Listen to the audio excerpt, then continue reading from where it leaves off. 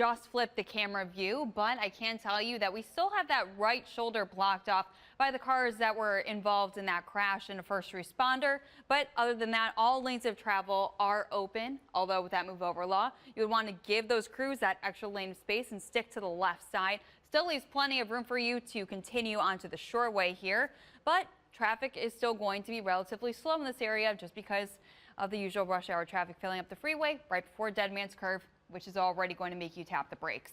But delays are under 5 minutes for that area, as those stretch of slowdowns are not past East 55th anymore.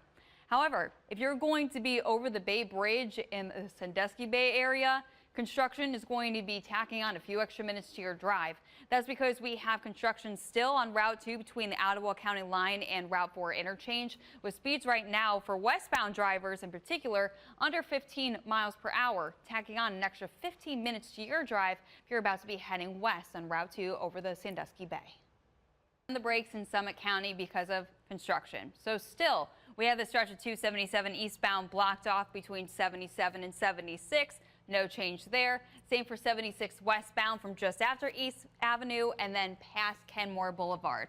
So checking in with the slowdowns, how is this new? So you're about to be heading south on 77 from the Maple Valley area and then heading east on 76 to then head south on 77 from there, since if you were typically head south on 76 here, technically westbound, that's where you would go, but your detour is going to be adding on at least an extra 15 extra minutes to your drive because speeds are just around 15 miles per hour for about a 4-mile stretch. So you're going to be heavy on the brakes. First, where 77 passes Vernon Odom Boulevard, you could already see those construction barrels here. They are about as frequent in the summer as those flowers are. So you'll be heavy on the brakes there. Same for 76 and 77. And then if you're going to be continuing onto 76, heading eastbound there, passing Route 59, you're going to be seeing this bunched up backup. And that's where you're going to be going just around 13 miles per hour. And it won't be until after you pass where 76 meets